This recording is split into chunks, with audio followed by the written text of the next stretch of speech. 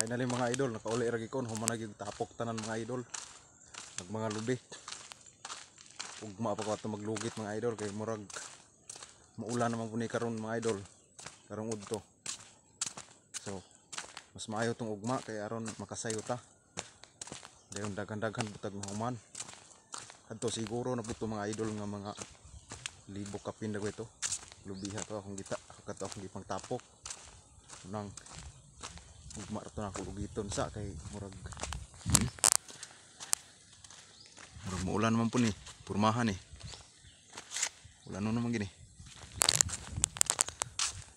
Ya maka kuan po ta, maka relax sa butag. Sa tungag adlaw lang. Ugma na po ta mo banat og kuan. Lugit ato. Okay gyud. Kino? Good kayo.